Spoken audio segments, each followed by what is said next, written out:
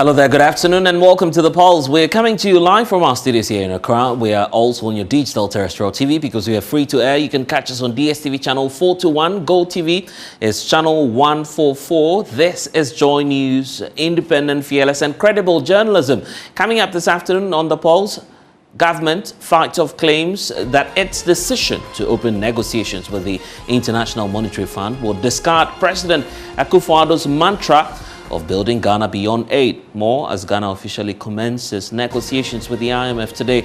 We'll bring you up to speed, plus find out how Ghana could secure the best deal from the Bretton Woods. And if you look at the aid contribution to Ghana's budget, education and health in times past, you get grants. You get a grant that says that take this money and do the pay back. That is aid. This is not. And there's a lot happening in Parliament. We'll hear from the minority, which is fighting claims that the NDC and its side in the House is the reason for which government is heading to the IMF.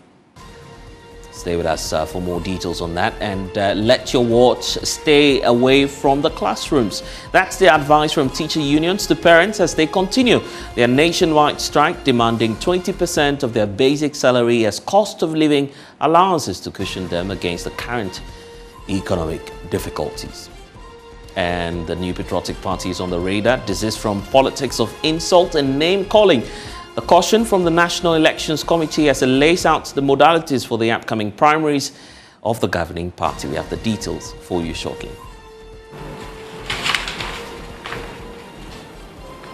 All aspirants and their respective supporters are hereby advised and cautioned not to engage in a campaign of insults and or name calling. That's more coming your way shortly, and the Joy News tracker, which is featuring especially on The Pulse here today. The Pulse, as always, is brought to you by Global Communities Dignilu, affordable safe sanitation. Remember as well that this afternoon we're streaming live on YouTube, and all of our social media handles is at Joy News on TV.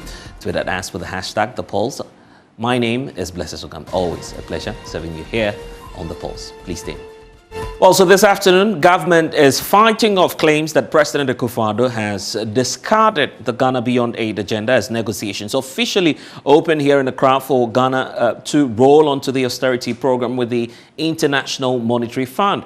The minority in Parliament ahead of the engagement today of the IMF delegation alleged that government was seeking to conceal information on the true state of the Ghanaian economy. Well, Information Minister Kojo Nkrumah has been responding to their claims. There's more as he spoke earlier on the state broadcaster GVC. I didn't get the sense that the decision was difficult for the president to make. The discussion, of course, will have people with various views. And you've heard those publicly who've said that, no, that's not the way to go. We can wait for the domestic measures to ramp up. And then there are those who will make the argument that, but while you are waiting for the domestic measures to ramp up, people are hurting, and you could go into a deep economic challenge, a full-blown economic challenge, if you don't find a way to get some buffers out there. So people, different advisors and different analysts made their case. But I didn't get the sense that the decision was difficult for the president to make. I get the impression that he would have wished that our domestic measures would have reached optimal level by now, but we are not there yet, and we cannot wait, and that decision has to be made, and the president went ahead to make that decision. There's an IMF office in town. They have access to our data. The mission is in town. Our team, the local office, the team from the mission will have the opportunity to go through all of that data. When we are talking about cuts, we are talking, are there fears of salary cuts? We have that data, which would help inform the conversation. Mm-hmm. There's a misconception out there that aid is a low. I think you should take advantage of it and bring some finance people to do some more education. If I'm running a business and I go and borrow money as working capital for my business, and I work and I pay him back, that is not aid. Aid, especially within the context of what we've spoken about, is quite clear. And if you look at the aid contribution to Ghana's budget, education and health in times past, you get grants. You get a grant that says that take this money and do the pay back. That is aid. This is not aid. So very shortly, we'll be taking you to Parliament, where, of course, minorities fighting off claims that they frustrated government, a reason for which the country is resorting to the austerity measures with the International Monetary Fund. We can take a listen to leadership of the minority side, Haruna Idrisu, actually addressing the press a while ago on the matter. Now, they should stop any attempt to shift blame. E-levy remains an unpopular tax instrument, and therefore the fact that it passed does not mean it had the support or has the support of the minority. We rejected it because it was unpopular. We shared it with you. We rejected it because it's marks of double taxation. Indeed, in many jurisdictions, it will not stand constitutional acceptability. I cannot see why I take my income tax, pay an income on my tax, and in sending 2,000 of it to my mother on an electronic platform, I still have to pay tax on it. So our position on it have not changed. Therefore, the essence of this press briefing, they must take full responsibility and focus on expenditure reduction, particularly focusing on social intervention whilst they reduce their opulent expenditure. What is of greater concern to the NDC minority is that they arrogantly rejected every reasonable and constructive suggestion from us and from other respected economists and Ghanaians on working together to improve the economy. What they must learn to live with is that once the Ghanaian people voted for a hung parliament, it meant that the days of impositions are over.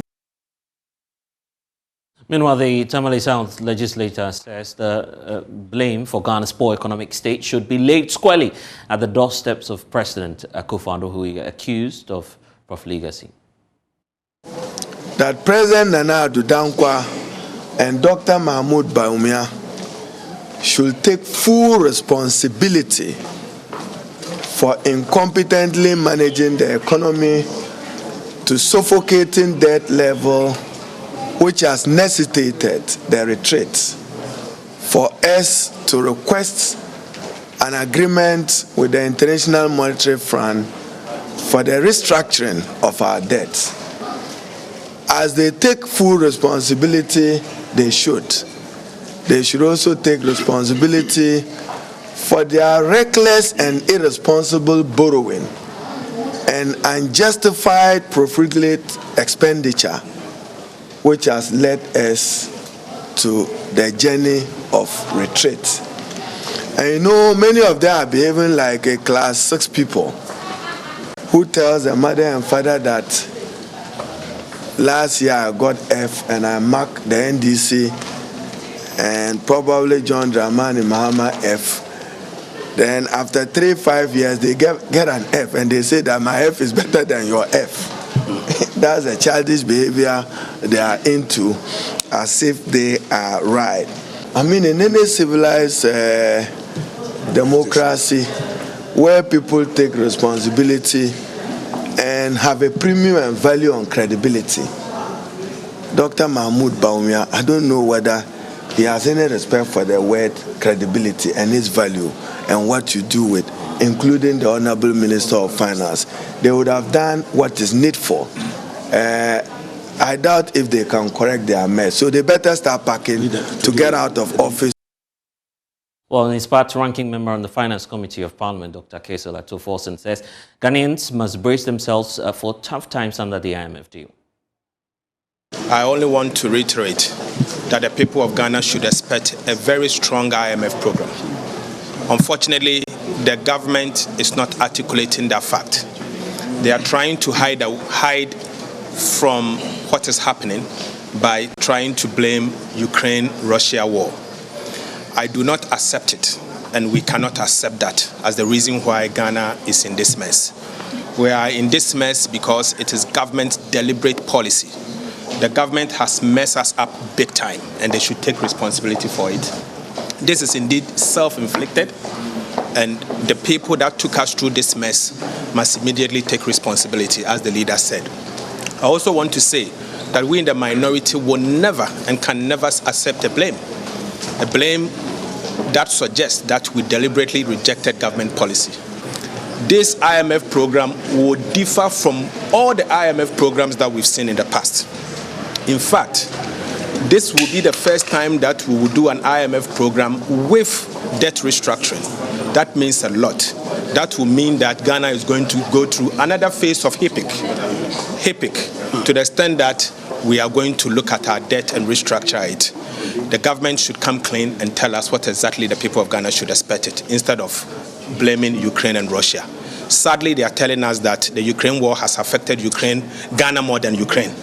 Unfortunately, today as we speak, all our economic indices, as compared to Ukraine, Ukraine is better than us, even though they are at war.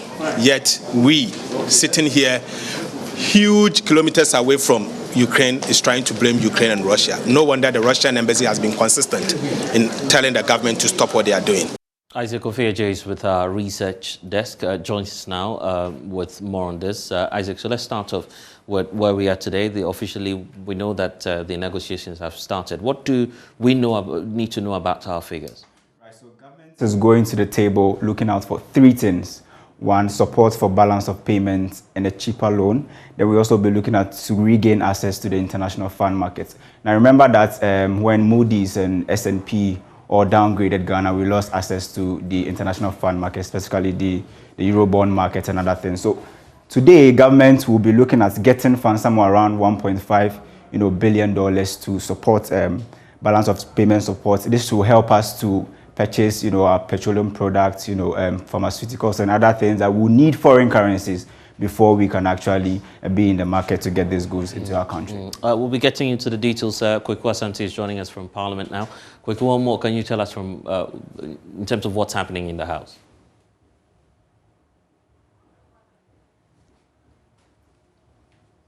That's it. Just like the inserts you play there from the minority leader and his ranking member of the Finance Committee, they are saying that they are not to blame for the current economic predicament of the country. Indeed, they reference some top NPP officials who have said that because of the NDC minority's insistence on rejecting the e-levy, Ghana had no option than to now resort to the IMF because the e-levy was not performing well as government expected. They say they are not in support of that and they are not to blame. We also know that currently in the House, members of the Privileges Committee are currently sitting to deal with issues of absenting of some MPs, which was referenced to them by the Speaker of Parliament. Today, Honorable Sarah Joasafo was expected to appear before the committee. Our sources within the committee are telling us that the Honorable MP has not turned up yet. Indeed, over a month ago, she was expected to appear before the committee. She didn't.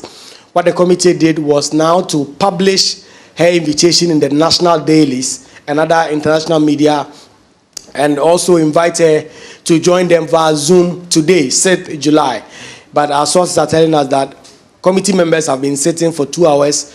They are still waiting for her to join. She has still not turned up. The committee has not closed the meeting yet. They are probably giving her some more hours to join before they will take their final decision. We know that the three MPs who were referenced to the committee, Honorable Kennedy Japan, Honorable Henry Kote, and Honorable Sarah Joasafo. Honorable Sarah Joasafo, I beg your pardon, is the only MP who is yet to turn up at the committee. But the first two, Honorable Kennedy Japan and Honorable Henry Kote, have had their time with the committee. The committee members have been waiting for close to 2 hours now, and she has not turned up yet. Kwaku, I'm grateful. Let's come back to Isaac. So, Isaac, you have the details as to perhaps what more we need to know about the social interventions and what it is that the IMF team will be on the lookout for. We understand that they'll be engaging CSOs and all of that. But tell us about the social interventions and where government perhaps may have to make some concessions. Right, Blair. So if you look at the 2022 budgets, the weight of what we call government flagship programs, which include the free SHS, another program on our expenditure side is around 9.6 billion Ghana cedis, a little over 9 billion cedis. It means that we have this kind of huge expenditure line item on the total expenditure. So going into the negotiation, government has made it clear in the Q&A document that they issued yesterday that the free SHS, which is one of the social intervention and other things, will not be affected. But just like I was saying, government is hoping to get between 1 to 3 billion US dollars in this negotiation that they are going with the IMF. they've cited the fact that Benin just recently went to the IMF, and this will actually be the first time government will be doing a hybrid program with the IMF. What do I mean by hybrid? It means that government is not going in solo for one program, let's say the Extended Credit Facility or the EFF. Government is going to combine two programs, which the IMF call it the high combined credit exposure. So government will get a chance to actually combine two or more programs to come to the $1.5 billion that they are looking for from the IMF to shore up their budget, and also to bring it to help with our external reserves, and also help us pay for our debt. But Blessed, I've also been looking at since 1995.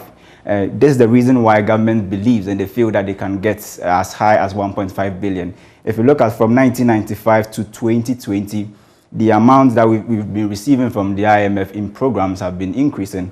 For instance, what we received in 1990 was an increase of about 68% of what we received in 1995. In terms of 2003, we received an amount of almost $244 million. That was the first time there was a reduction, but since then, we've seen persistent increments in the allocation. And this time around, Ghana's quota in terms of the SDR is above $730 million. And so they believe that government will actually, going into this negotiation, be able to bring about 1.5 billion to help the alien economy at the moment. Do we know how much government is targeting to raise from this? And if indeed they'll meet the target? Well, government would have to do a lot of things. Just yesterday we saw from the Q&A again that the e-levy will not be affected. One, they are not going to scrap it, but to expand the revenue net, they will probably be looking at new tax measures in the medium term. So it means that government is going to the table with the mindset of revenue generation. They have to raise more, although they need foreign currencies to help pay debt and other things, but they still have to perform well domestic-wise. Because if you look at the first quarter, fiscal data for the economy is not really looking good, because if you add amortization and interest payments, and then you compare it to how much we got from taxes, it means that we are paying way beyond what we even got from taxes in the first quarter of 2022. Isaac Ejay, I'm grateful he's with our research desk. Let's speak now to development economist Dr. Michael Ayamga Adongo. Thank you for your time. Daniel Ochemabwaji is also the former government spokesperson on finance. Thank you, gentlemen, for your time. So we're just looking forward to ensuring that Ghana gains the best out of this deal. Let me start off with you, Dr. Isaac Adongo. How do we make the best deal? I mean, try and secure that, at least now that we know that the negotiations have officially started. Thank you for having me. What I'm going to say is we are going to the IMF in a circumstance worse than we were when we went in 2015. So it's not going to be easy. If the IMF conditions crashed in 2015, expect us to do twice that. Let me just give you a context here. In 2015, the fundamentals were way stronger. We're talking about 73% debt to GDP ratio. We're talking about inflation around 17.7%. We're talking about the exchange rate of about 3.1 to the US dollar. Today, the debt to GDP ratio is 83 in excess of 83%. The inflation is about 26.7%, and the exchange rate is above 8 Ghana cedis. It is just like saying in 2015, we went to the IMF as outpatients, and in 2022, we are going there in an ambulance. The operation is going to be very difficult. We are going to be put under surgery. And government knows very well that the IMF is not just going to give us 1.5 billion and say, go and use it to support your budget. That is not the role of the IMF. The IMF is supposed to help its members in times of challenges, when they have problems with the balance of payments. So we know that they are going to come after many of the social intervention programs that we are currently running. The posturing of government already has been that these programs need to be reviewed. And I think that the IMF is just going to provide them the pretext to review many of these things. We are all in this country and we've all been hearing government thinking that the free SHS has to be reviewed. The planting for food and jobs, they need to be looked into, even NAPCO and the rest. And if you go to the IMF, you do not expect them to say, just take 1.5 billion. I think that we will need to explain to them why we should be providing subsidies, why we should be providing free education, and why we should be making direct transfers in terms of youth employment and still want money to support our budgetary recovery. So I think that we have a problem here, and Ghanaians should expect that these programs are going to be reviewed, or government is going to be mandated to look into raising domestic revenue. And that means that we are going to go under some more stringent tax regimes and tax increases, and it will only increase the pain. So much as we think that the IMF decision may bring back some investor confidence and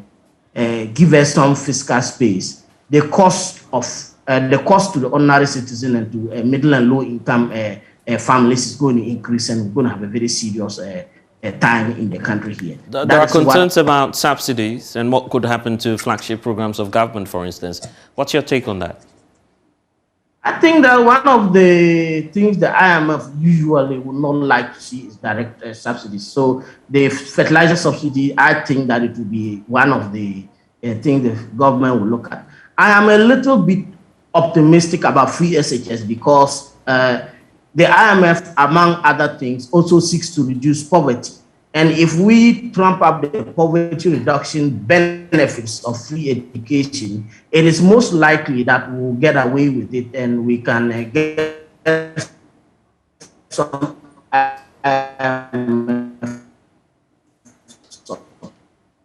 it appears right. You'd have to hold on for me, Doc. Let's bring in Daniel Achimabwaji, former government spokesperson on finance. Here we are. In fact, government is already jumping to the defense of the president on his vision about building Ghana beyond aid. The information minister there providing quite a controversial definition to what it is that we're getting from the IMF. He says this is not aid. How then do you explain that to the average person on the streets? So let's go back to Dr. Michael Adongo. I'm sure that you've also heard the information minister talk about that controversial definition, the fact that we're not receiving aid from the IMF and that it does not discard the Ghana Beyond Aid agenda. Is that exactly the case? You'd have to unmute so we can hear you, Dr. Adongo.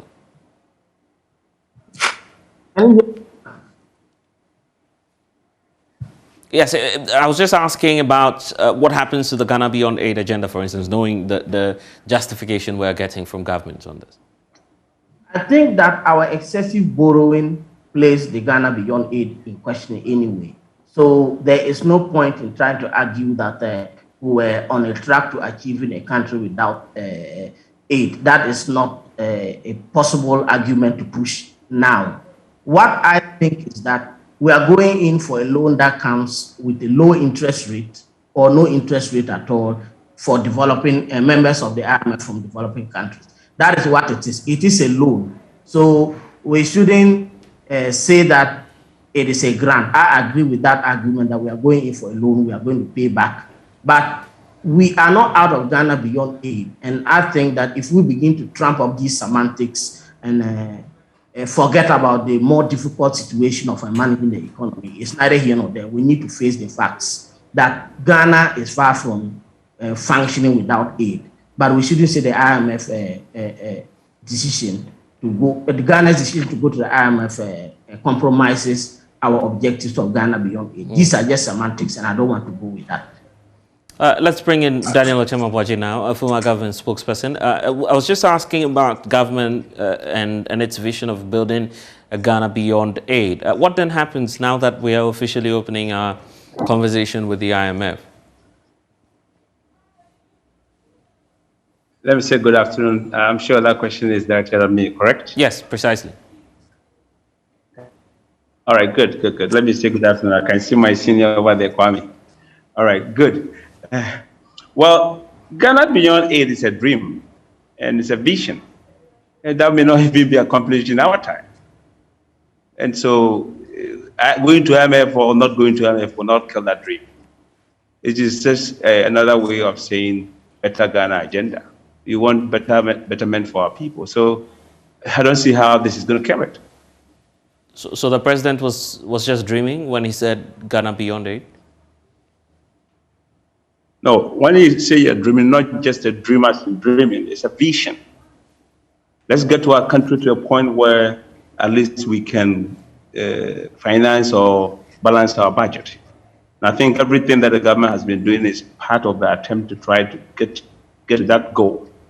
A situation where if you have to be able to raise money to manage our home affairs, a lot of the money will come from us and not keep begging people here and there to do that. So I think it's a big vision, not a dream as you sleeping and getting a dream. It's a vision that is basically saying that let's build a Ghana where we will not always be resorting to people to be able to, to be able to balance or make the homework. And that's what they, so it's a big vision that is going to be accomplished over a long time. And it takes steps. Journey of 1,000 miles begins with a step. But what's your take on the decision to open negotiations now with the IMF? You've heard countless reactions to this, but now it's official and we understand that the engagements are underway. So it's fair to say now that government is clearly conceding that it's not in control of the economy, right? That is not what it means at all. And by the way, you know, Ghana, we are members of the IMF. Even without a program, the IMF keeps coming and inspecting our books and looking at us. They come almost every quarter. And so to go to IMF, some people even call it a mutual fund. We make contribution to IMF fund. So if we have to go to IMF, so to say, especially where we are going mostly as a result of external factors that has brought us to this level, mostly with, of course, a few internal issues, I don't think it's shameful at all. Who does not know that COVID had a bad impact on the globe? Who does not know that Russia has had issues and effects on supply chain and creating all these economic challenges? The government has tried to propose a policy that could have also helped us to try to at least boost up our revenue. Some Ghanaians, especially our friends on the other side, did not support it. After election, most of them still do politics. And that is what is causing us. So if we are not willing to basically take the bitter pill from our government, the white man will force us to take it. And that is what is happening. How do you expect to be able to raise revenue or get money from foreign investors or even keep the ones you have when you are in parliament? With all due respect to my seniors and members in parliament. When you are in parliament fighting, which investor is going to put their money with you? They will take their money out. And if they do, you have to give them better interest rate before they say, no, we are not taking the money. So are you not shifting blames here? I'm not shifting blames. I am just saying these are part of the causes. Of course, the government may have its own issue here and there, but we Ghanaians, we want everything good, but we don't want to pay for it. And that's exactly what it's about. We don't want to support it. You're in parliament removing the speaker's seat. You can't make a decision. And you expect an investor to leave the money with you? It will not happen. So we are all in some part responsible. Okay?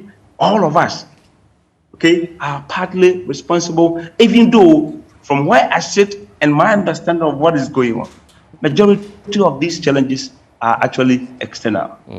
Okay? And we have to come to terms with it. So going to IMF, for me, is to say that, yes, mostly it's because of the external factors. The Federal Reserve is increasing its interest rate. People, investors would definitely want to go there. It's a much more solid economy with a lot of history, a lot of cash flow and other things. Who will not go there if interest rates is increasing? Who will leave it here when we are sitting here in some way, one way or the other, fighting on making decisions that will assure the investor to leave their money here? All right, so we are all part of the problem. Okay then. Thank you so much. Let's hear from Dr. Adongo now as we wrap up. Minutes each for both of you. Dr. Adongo, as we wrap up on this conversation, what's your expectation from government going forward? Yes, I expect government to admit that this time it's going to be challenging and stop blaming external factors for our predicaments. You can't build a house of straw and blame the wolf for having a puff. That is the key issue here. It is the responsibility of every government to prepare and insulate its economy against external factors. That comes with the mandate of governance. And I think that it is quite a very basic argument to blame external factors for it.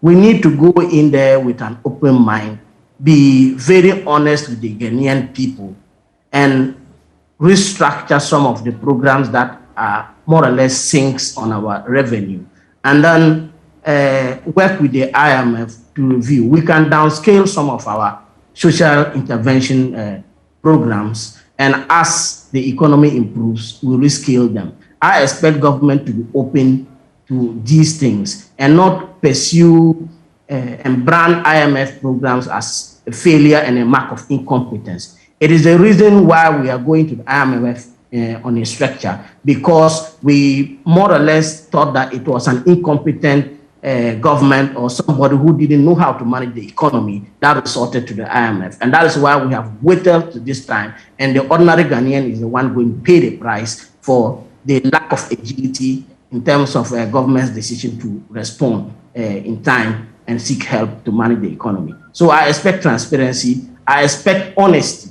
and I expect government to be open to the Ghanaian people, prepare us for the difficulty rather than shifting blame. Nobody's going to benefit from that. All right then. And for you, Daniel Ochema-Boaji. Well, let me support Dr. Adongo. Yes. For his call to the government to open up and probably stop shifting blames, be honest about it and open up. I can support those ones, but I totally disagree with him about the fact that these factors are not external. That is not being open and honest about it. Majority of the costs are external. Ghana is a small open economy that is open to the world. Our imports, we import heavily from the world. We export raw materials to the world. For what value? The structure is not correct. We are still import dependent. So how do you say close is not external? It is external. It is part of the problem. Much as we accept the fact that government should be open, transparent, tell us as is, government should put everything on the table because we are not willing to be honest to each other, open to each other, accept to govern the country, but still do politics in parliament after the election is over. And you say government is not external. Even to finance our budget, we depend on borrowings. All right. Cocoa, we exported raw, crude oil, raw. So it's going to take some time. So if we cannot support ourselves, support the e-levy, support whatever government measures that is going on, and we come back here and it says, then you probably do not understand the nature and the composition of our current economy. All right, it is open to the world, and whatever affects the world affects us. Anyway, I'm grateful. That's Daniel Ochema-Boaji, former government spokesperson. Dr. Michael Adongo, thank you for your time. Well, let's stay in the transport sector because toll booth workers are making another case for the restoration of the road tolls. Now, the group yesterday petitioned the presidency over how many of their members are struggling to survive after they were left to their fate following that single policy by the finance minister and directive from the ministry in November 2021 to scrap the road tolls. Now, the group argues that 72 million worth of tax revenue, which is crucial to the country in the wake of an economic meltdown, is being wasted away. But why should this matter as government is heading to the IMF? Let's speak to Edward Duncan, who's General Secretary of that group. Fortunately, he's joining us in studio. Edward, it's good to see you. So yesterday, we know that you petitioned government over your concerns. What was contained in the petition that you submitted? Well, first of all, I would like to greet your viewers and then greet the toll workers of Ghana as well. Right. Now, when the budget statement was read, we realized that toll collection was supposed to be scrapped. And so we're waiting for Parliament to debate on it. And then the Minister for Roads and Highways issued a communique that very night we just stopped operating. And so we were taken aback, but then they gave us a promise that they're going to pay us every month until we are reassigned, that they're going to find alternate livelihood for us. So that kind of gave us some respite. But November, that was 2021, they paid us a month. They paid November and December. So they paid 2 months together. And then from January this year, 2022 till now, July, they have not paid even not a single month. No one has been paid. No one has been paid. And no one has been reassigned as well. Right. So how does it sound? Almost 800 of us have been rendered jobless ever since November till now. So no salary, no reassignment. So we went there. We actually sent one petition already. We sent it in November last year. But we didn't get any favorable response. So we decided to send another one. And this time around, petition the president himself, His Excellency, because we felt that the people that we've engaged so far have not given us any results. So we feel like the buck stops with the president. So we should give another petition to the president, which we passed through the Minister of Roads and Highways to the president. So when we went to Parliament yesterday, we gave copies to the leadership of Parliament, including the Speaker, the Deputy, the majority and the minority side. We got kind of like a little assurance. We were told. You mean yesterday? Yeah, yesterday. When you said yeah. Even though it wasn't, if you read from what was said, they said that we have brought a petition the first time. And they feel like because we have brought this one means that they didn't work on the first petition. Okay. To our satisfaction. So they are not going to wait for us to bring a third petition.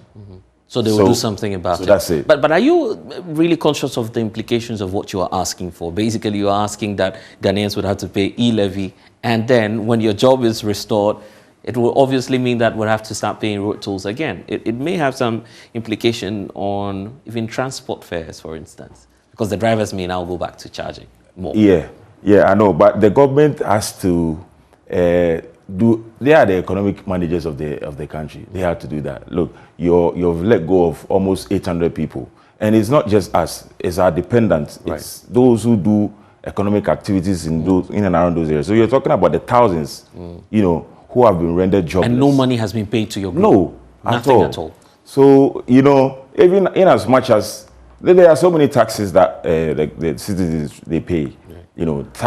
Normally, not everybody would like to pay. People don't like to pay taxes, but it's something that is kind of like a necessary evil. We need that. I guess you're making that call simply because it involves your job as well, but we'll get into the details. Let's speak to Kwame Governance Agbuja, who's the Member of Parliament for Adaklu constituency and also ranking on the Transport Committee. Thank you, sir, for your time. So we have the toll workers with us. They are raising concerns about how government has not paid their members for so many months now. And if we're to grant their desires, that would mean that the road tolls would have to come back. So how do we get a good balance in the wake of this controversy? Thank you very much, and good evening to your cherished viewers. I was enjoying the conversation with my good friend Ochima Boaji and Doc. Right. IMF staff. It's quite interesting when NPP claims that the is as a result of external factors. But they fail to tell us whether whatever they call success in the past was as a result of external factors. But the truth is that government was already in the ditch before COVID. Government was unable to pay contractors on time before COVID. The statutory funds were in arrears before COVID.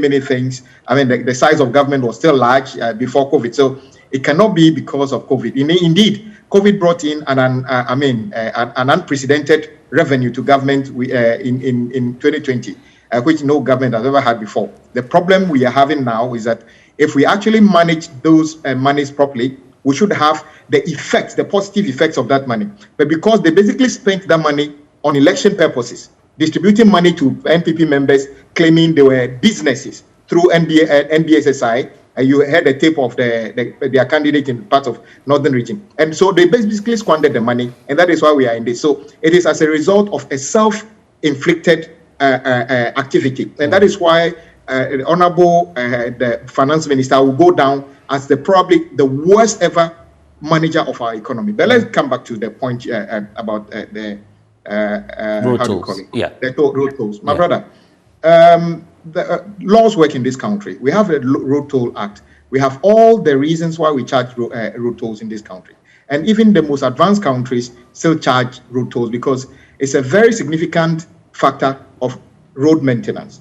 We understand the revenue from road tolls in this country is not enough. In fact, we've been having discussions as Parliament Select Committee and the Ministry as to how to plug the loopholes the leakages in the revenue we get and how to augment it so that we can get even better revenue to be able to use to maintain our roads. Lo and behold, because of the e-levy propaganda, as you knew, they woke up one day and decided they are not going to charge road toll again. And whatever effort we made, we did our press conference, Speaker even intervened.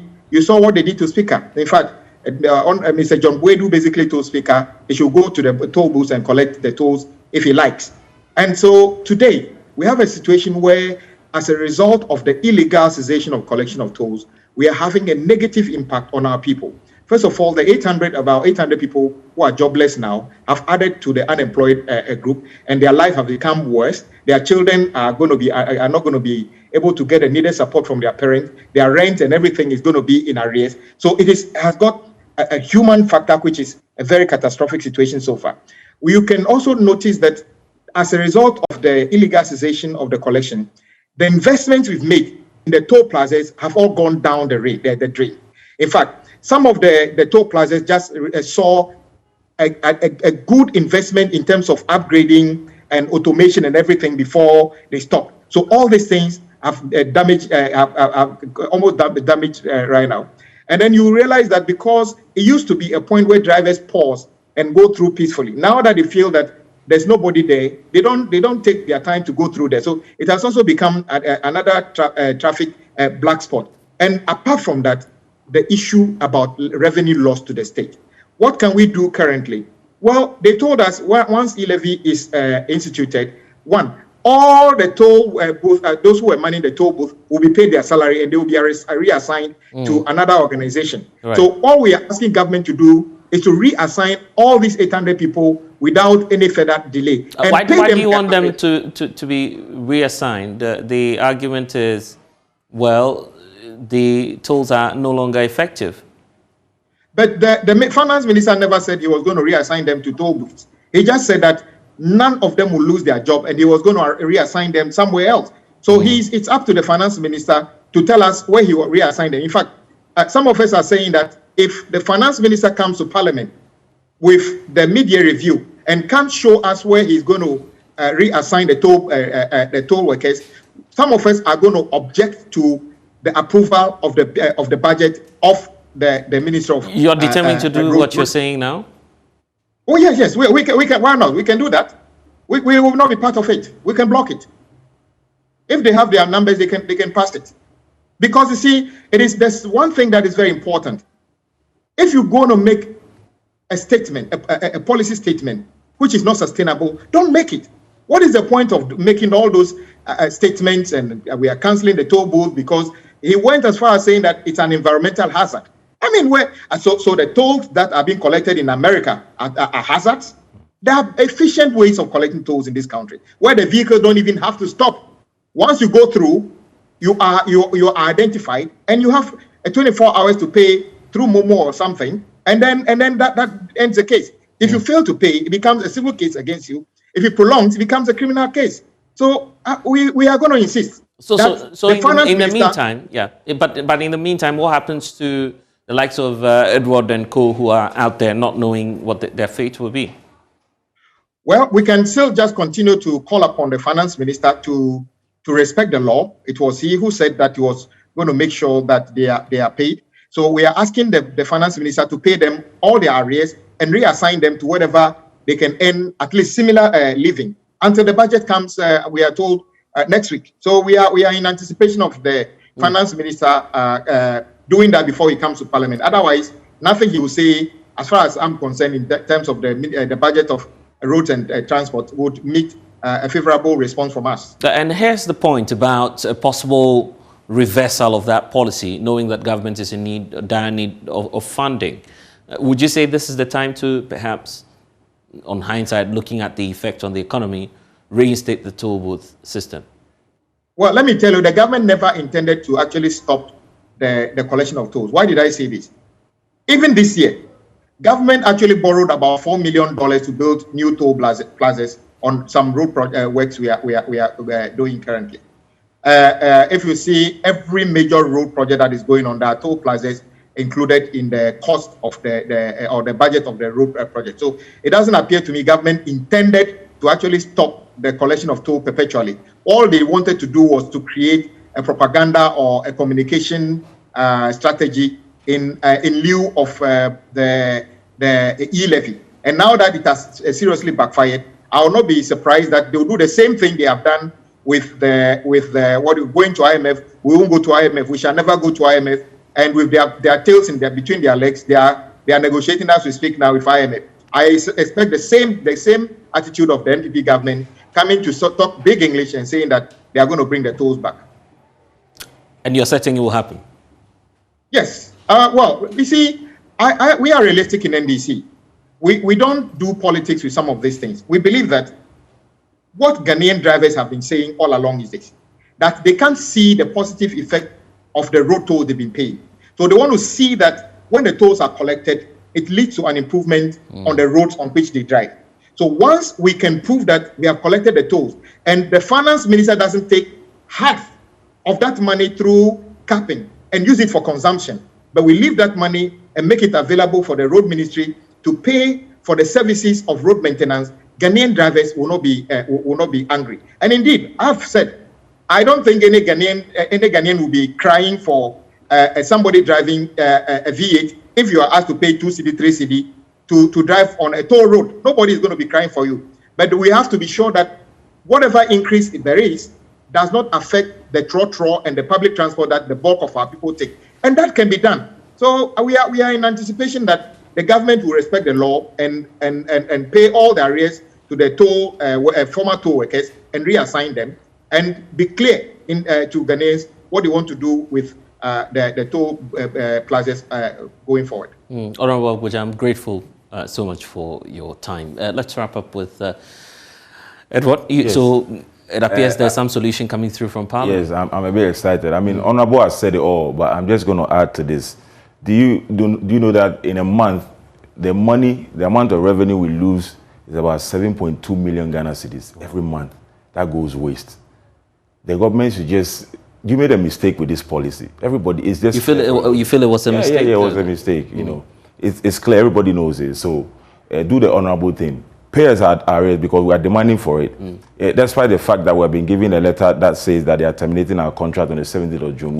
They're terminating they terminated on the 17th of June with a private contractor. You see, there's a private contractor that manages... That engages the workers, right? There's part that is under Ghana Highway Authority. Right. So the private contractor has given it a letter to tell us that it has ended our contract. That was on the 17th of June. But we'll not even go by that. Okay. We'll go by the initial promise that was given us, that they're going to pay us until they find alternate livelihood for us. So that's what we're going by. So as it stands now, the government owes us from January up until when they decide to open the tolls. That's how you're seeing it? Yeah, that's how. But technically on paper, your contract has ended. But, you know, the government has not been... The paperwork with the government or with this job is not, you know... It's all a bit messy. Right. You understand? So we're not going by the. Well, tell me about the engagements that you're planning in the coming days. Are you going to meet any other official on the concerns that you have?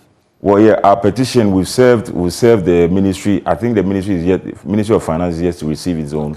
So Parliament has received its own, and we believe that the president, if has not received his own yet, I'm sure within the week he will get the copy of the petition. And finally, I also need to point out that majority of your members are persons with disability. Yes. How tough has the season been? Really, really tough. We get calls. I mean, us being leaders, we get calls when they have issues that have to do with rent, issues that have to do with their kids at home. They can't afford school fees. Issues that have to do with even food, upkeep, daily food. It's not been easy. So we get calls, and you know, sometimes we have to speak to landlords and beg them and explain to them that the government owes us. So when the government pays us all our arrears, they'll be able to pay their rent. So it's been very, very hectic. 3 of our members have died. 2 out of frustration, we can say, and the other one from begging by the roadside. Some of your members are now begging? Yeah, some have gone back to begging. And then a truck failed brake and then killed her instantly. You see, whereas if she was working, that wouldn't have been the case. So we're in a difficult situation. We are suffering. And it's sad that our authorities, they are telling us to wait till reassignment. And you are not paying us, but you are receiving your monthly salary every month, plus bonuses and other stuffs. What would be that direct appeal you'd want to make to the president now? Mr. President, we are your children. You are our president, you are our father. We're begging you. The Minister of Roads and Highway had made a mistake. So please, tell him to do the right thing. The right thing is to open the road tolls. As the Honorable Honorable MP said, repair the roads in and around the toll plaza, because that is why the drivers pay the tolls. They pay the tolls and they want it to reflect on the roads. So as long as it doesn't reflect on the roads, they suspect or they feel like the money does not go to the government, but it goes to us. That is a wrong perception that is going on around it. But the government, the money goes to the government. Every day the bank comes to collect it and they bank it. So we collect it, we give it to the bank and it goes. So the government, we're begging you, please pay us our arrears, the salary you owe us from now till you open the tolls for us to go back. Pay us our arrears and then open the tolls. Let's go and do our job. All right, then. We'll see what will happen in the coming days. That's Edward Duncan, General Secretary of the Ghana Road Tolls Association. Let's take a short break now. When we return, we'll talk about the internal elections of the New Patriotic Party. Please stay. And you're welcome back to The Pulse. Now, this is from politics of insult and name-calling. That's the caution from the National Elections Committee of the New Patriotic Party as it lays out modalities for the upcoming primaries of the governing party. Now, we can hear from the chairperson of the committee, Peter Makmenu, address the press a while ago. But one special guest is here, Francis Adai Nemo. He's a leading member of the New Patriotic Party. He's been monitoring the reorganization process of the governing New Patriotic Party. It's such a pleasure to have you in studio, sir. You've been away, out of the radar, some would say. How has life been for you, and where have you been, actually?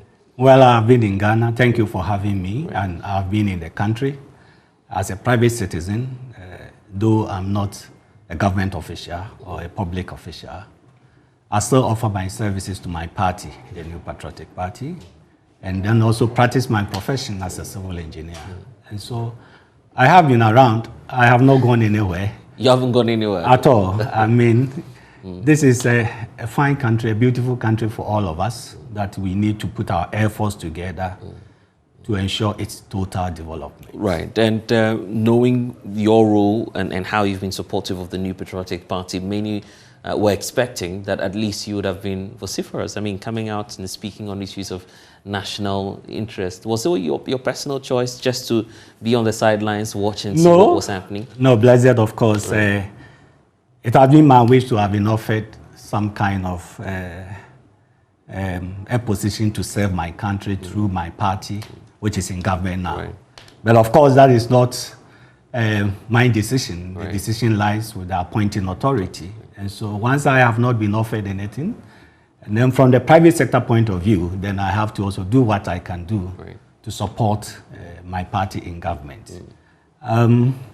It is not deliberate on my part. So for now, I have not been part of this administration. But you have availed yourself? Of course. Well, we have had encounter with the president, and then that was way back in 2017.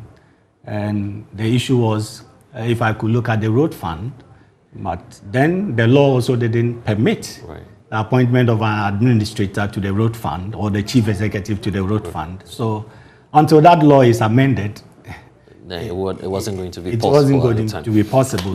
But here's definitely another opportunity for the reorganization process of your party to take place. It's shaping up, started from the polling level to constituency to regional, and then we are looking forward to the national level as well. What's your impression about the reorganization process of the NPP? Well, the focus is on the party because the desire of the party now is to set a new record where we will go beyond the 8-year cycle, which has been the trend since the commencement of the Fourth Republic.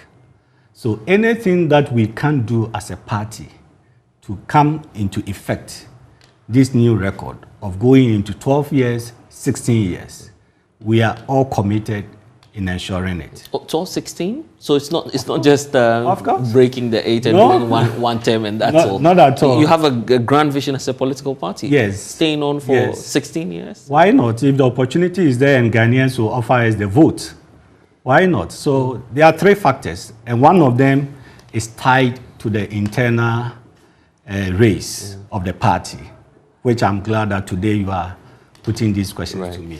Because that goes into the level of the internal cohesion or the unity amongst members of the party, which will affect us or which will have an impact on the 2024 general elections. Definitely. And for you, I'm sure that you've monitored some of the reports that we had in terms of issues relating to violence, the burning down of some party offices, and some of these issues that were cropping up. What do you suspect may have been the root cause of all of this? And going forward, how do you feel that your party could avert? Well, those incidents are uncalled for, they are unpleasant, and they could have been avoided, in my view. The process of the internal race commenced with the elections of our base unit, which is the polling station elections. And once that one is over, then the subsequent elections can be conducted smoothly. Our internal elections can be illustrated by the construction of a story building, where you have the foundation, the first floor, second floor, all the way to the roof. So at the polling station level, right from its commencement, there were some challenges. I know some polling station executives who were denied access to forms, nomination forms, so that they could participate in the process. And that was uncalled for because prior to the commencement, the National Council of our party had met and approved of the guidelines for the conduct of all these elections. And the National Council members include all regional chairmen as well as regional secretaries who see to the implementation of national policies in the various regions. So why would you go and approve of guidelines, and when you get back to your region, you want to circumvent the same guidelines that you have approved? So initially, I mean, you could hear of a lot of brouhaha. And as it is now, even some constituencies are still in court. I can mention Sunyani East, German South too, the elections have not been conducted. Doma Central, Fomena, my own constituency, Mampong. It's also affected. Yeah, it's also affected. They are in court. And just because the conduct of the polling station elections didn't go well. But overall, some constituencies went on. Regional elections have been held. Now we have the national officers elections. But for you, what does that say about the state of the NPP as we speak? Do you feel that all is well with the party? No. I will not say that all is well with the party. I know there are many party members who are aggrieved. Some who couldn't have the opportunity to be given free and fair opportunity to contest. So definitely they will be unhappy. Some who have been sidelined will definitely be unhappy. And so we have a Herculean task ahead of us. In our effort to break the 8 in 2024 is to ensure that the level of cohesion, the unity in the party comes back, it is strengthened. Everybody is recognized and respected. And one of the very critical points for you as a political party will be the national level elections, which is happening just a week away from now. Looking at some of the mistakes that, as you are pointing out, which happened at the polling station, constituency and regional levels, what lessons should be drawn from there to avert that crisis again at the national level? Well, I'm happy that the National Elections Committee, which is chaired by Peter McMeno, right. He has been a former national chairman, he's been a former regional chairman, he's been a campaign manager. Right. So, I mean, all the details about the party, Peter McMeno is fully aware. He knows so many people in the party. What I'm expecting of him is that his committee should be tough and ensure free and fair elections at the Accra Sports Stadium come 16th July 2022. Right. And I read in the press conference that he gave that they are warning aspirants of vote buying. And I'm happy that it should come from the committee. I hope it is part of the rules of engagement for the conduct of these elections, that vote buying, if it is established and evidence is adduced, the aspirant will suffer some punishment or sanctions. But some say that's the order of the game now. Politics is more or less about money now, and that's where your political party is simply getting to. No, that is danger, and there is danger in it. And we need to speak against, and I will speak against it. We cannot allow monetization to dictate our leaders, the selection or election of our leaders. Look, blessed. If it happens so, then anybody who may have the opportunity to raise some huge funding and secure a position, and the person may not be able to perform, the person may trample upon your fundamental human rights, what complaints can you bring forward? At the end of the day, the person says, you gave me the mandate for 4 years and allow me to exercise that mandate that you delivered to me. Right. So, in the party now, yes, monetization. I mean, what happened at our various regional elections? I mean, it leaves much to be desired, and we need to streamline things. And I'm hoping that after these elections, by 2026, we should come out with stringent measures that will curb the monetization. But even in your backyard, which is the Ashanti region, the belief is that your front is not even unified going into the next elections. Are you worried about this trend? Of course, I should be worried. I should be worried because to break the 8 requires strong party cohesion and from the base. Right. And so Ashanti region, with millions of voters there, we cannot allow disunity to be the order of the day. Right. So now the situation lies strongly at the doorstep of the regional chairman, Mr. Bernard Entwibo-Siakon, who is the regional chairman. He is the chairman for the 3rd term. Granted that he will not contest again in 2026 when his tenure will end, what will be his legacy for the party in Ashanti region? And for me, there are 2 things I would suggest to him. One is the unity of the party to be intact throughout his tenure up to 2026 if you hand over. And then 2, you should be able to find an edifice that will be the accommodation owned by the party itself in Ashanti region, but not in a rented place. And so there is a lot of work for him to do. Not only him, together with his other regional executives. I suppose that he's trying to reach out to the other contestants in the race for the regional chairmanship as well as the other people. Right. But he must demonstrate that graciously and magnanimity to everybody. After the national level elections, obviously there's another roadmap for the party, which is the election of the presidential candidates.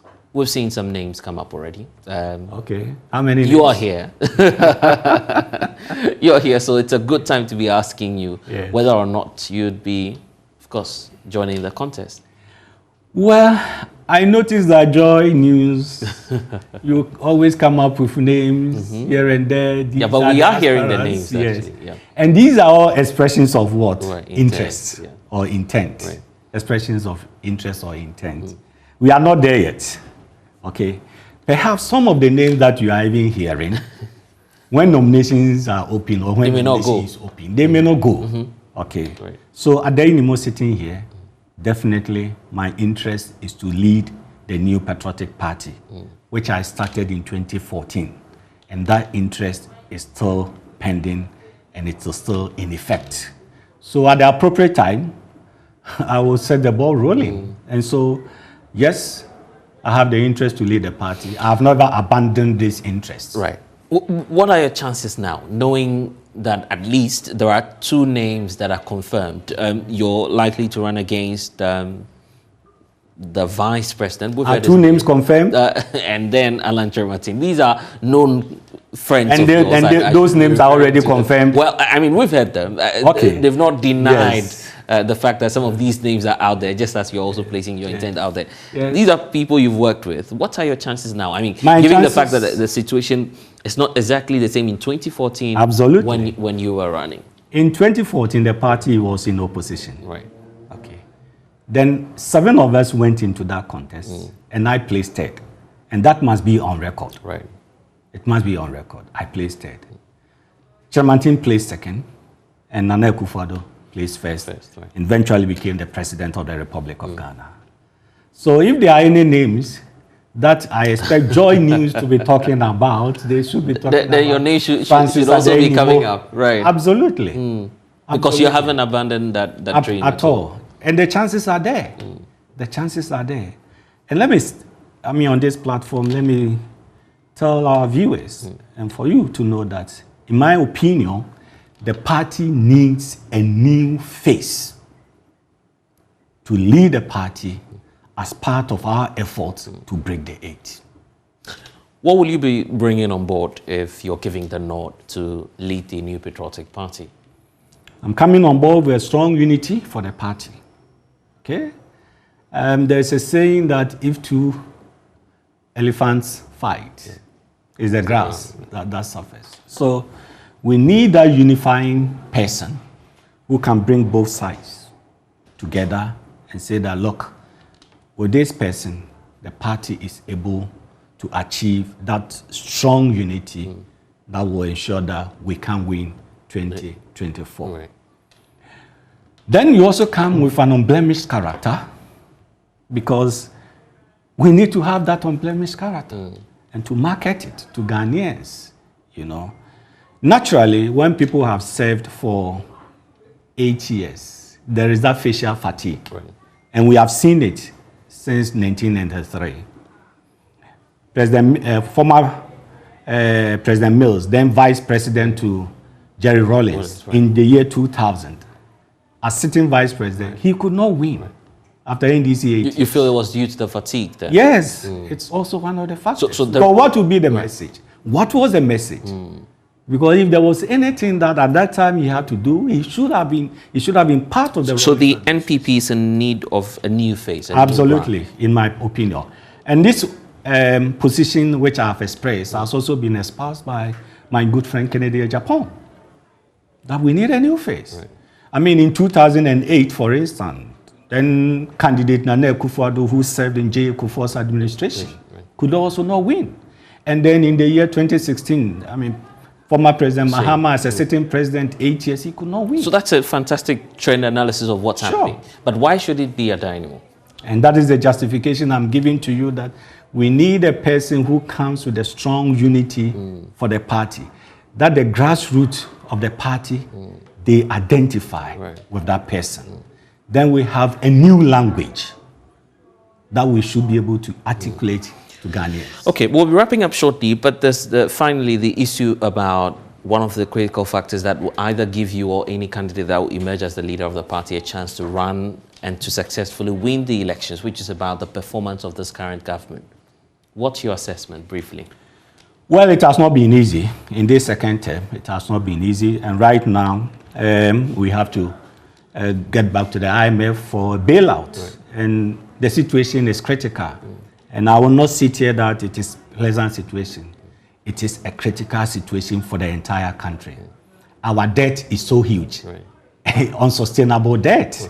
And we don't have the revenues to be able to service our debt, pay our compensation to government workers, and pay to all the statutory funds payment that should go. And so we need a bailout. And so that is an issue which is now confronting all of us. And I expect that those in government will be sober in articulating our views.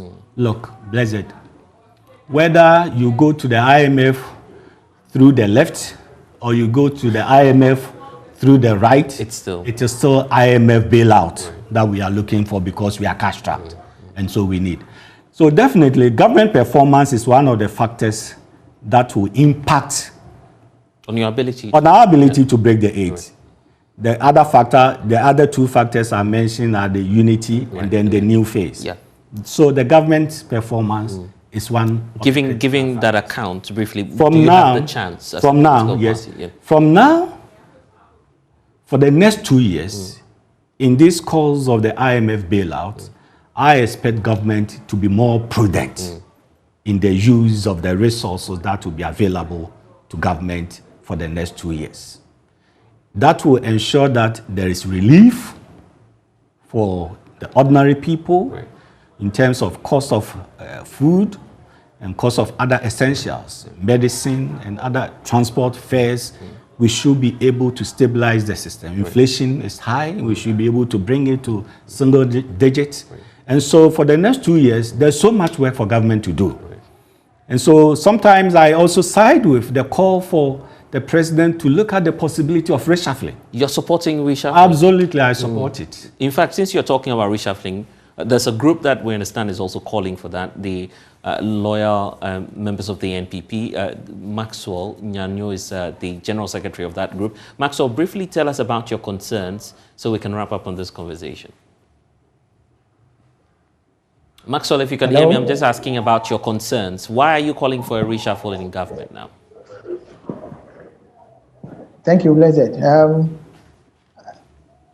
This concern is not coming from only the members of Loyal Patriots. My honorable party executive, Honorable Adenimo, is even making the same statement. So we are asking that there should be a reshuffle for the government to have grounds. As we are talking about, it looks as if there's no fireworks in the government. Some ministers or other government appointees, some of them are sleeping on the job. We want the president to either reshuffle some of them or completely ask some of them to stay back for new crop of party members who are capable. Right, but what I see in your statement is that you're talking about the fact that you are a party that you have the men. I mean, I remember that part of your statement indicating that you have the men, and so the president would have to bring in these new persons to serve. Is it that you have a list that you're going to present to the president or something? Not really. When I say the MPP have the men, I'm not even saying. The president himself said it during the run-up to the 2016 elections. MPP is a party of capable men. Honorable Adenimo is sitting there. He's a capable person in our party.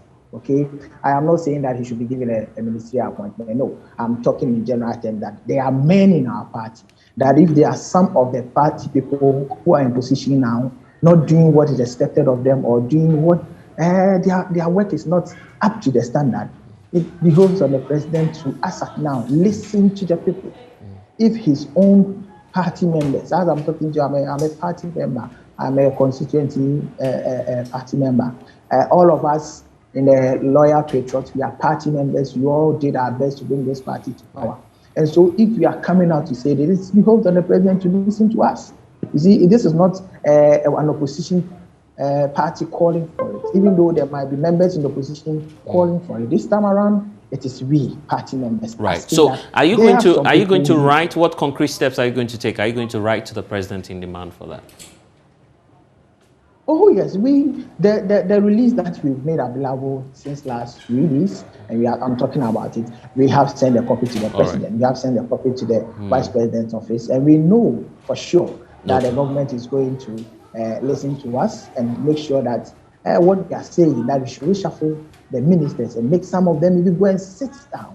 Those who are wobbling cannot do the work. You should do that for us. All right then. Maxwell, I'm grateful for your time. Honorable, so there we are, the point you're making about a reshuffle. So you also support some of these calls? Yes. But is it not late? I mean, 2 years won't make a change. I mean, the second term is 1.5 years old.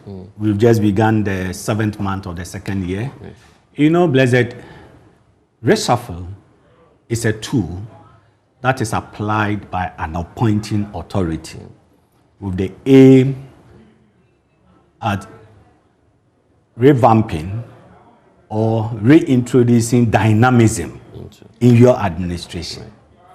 Somebody has been a minister for finance, for trade and industry, for roads and highways, for communications, for regional foreign affairs, for health, getting to 6 years. Even those people themselves, in my opinion, they may be tired because the work that they are doing has become so routine. So when the file is even being brought to them to study the file, already he knows what is in it. He knows the instructions or the directions or directives he's going to issue. So for the people themselves, for those appointees themselves, I believe that some of them may be tired, that they themselves may want a change in what they want to do. Anyway, that is why when you do reshuffling, you introduce new persons or old people, the existing ones, appointees, you change their positions. They also go to learn in other sectors. So that they could help the party as well. As we wrap up, and because we don't have all of the time now, so what would be your message to delegates and party faithful who are watching us now, who are on the lookout, as you're saying, that you may be rolling out some activities in the coming days? Well, for our party delegates, we have an arduous task ahead of us to break the 8. Together we can make it. We can make it happen. No two ways about it. We need to come together on the basis of love and ensure that there is unity amongst us as individual members of the party. Let us uphold the principles of the party and its motto, which is development in freedom. They should examine all of us who put ourselves forward to take up the leadership race of the party and identify the most suitable person at this moment who will lead the party and be able to break the 8 for the party. For opposition, no. For those who are aggrieved, those who are dissatisfied, we may be many, including myself, but we have to forgive. We can't forget, but let us forgive and come together and fight hard, work hard, identify the new face, together with government performance and our own internal cohesion. I believe that we shall retain power come 2024. All right then, and that's the message from Honorable Adanimo to the party faithful within the New Patriotic Party. Expect your election headquarters to be on the grounds for you on that day when the national executive elections will be taking place. And that's all we have for you here on The Pulse. My name is Blessed Sogah. Don't forget to log on to myjoyonline.com. It's your hub for all of our latest stories. Next is Let's Talk Showbiz. But that's happening after this break. Please.